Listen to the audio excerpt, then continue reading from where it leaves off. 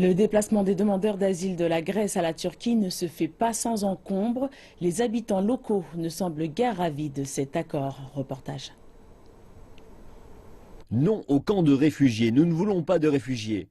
Ainsi manifeste un groupe d'habitants de la ville turque de Dikili. Il s'agit du sentiment principal de la ville turque où les réfugiés seront bientôt transférés.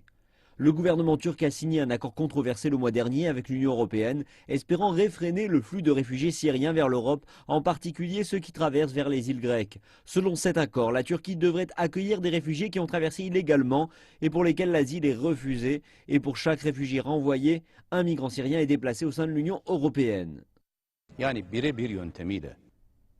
Avec la méthode 1 pour 1, le nombre de réfugiés en Turquie ne va pas augmenter et il n'y aura pas de perte humaine en raison de ceux ayant la volonté de se rendre en Europe via la mer Égée. Et tout sera remis en pratique à compter du 4 avril. La Turquie va également recevoir une aide financière extérieure, un accès gratuit au visa pour la zone Schengen à compter de juin, ainsi que l'accélération des discussions sur l'adhésion à l'Union européenne. Le premier groupe de réfugiés devrait arriver ici au port de Dikili, localisé juste au-delà de l'île grecque de Lesbos, où se trouvent des milliers de réfugiés. Et les habitants de la ville ne sont pas ravis. Les drapeaux turcs dans leurs mains, la communauté locale a tenu une manifestation et signé une pétition protestant contre l'arrivée anticipée des réfugiés, déclarant qu'ils ne veulent pas de camp de réfugiés à Dikili.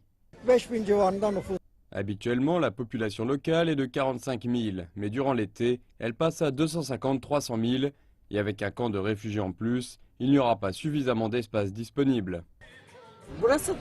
C'est un lieu touristique, nous ne pourrons pas nager librement. Cela va nous prendre notre liberté personnelle. Nous ne serons plus capables de laisser nos enfants dehors ou de nager seuls. Ils auraient dû demander aux habitants de Dikili s'ils acceptaient cela, même si c'était temporaire. Ils ont l'obligation de nous demander. Et il pourrait y avoir des membres du groupe État islamique parmi eux ou du PKK. En dépit des objections des membres de la communauté et des représentants du gouvernement local à Dikili, les préparatifs pour les réfugiés continuent au port de Dikili.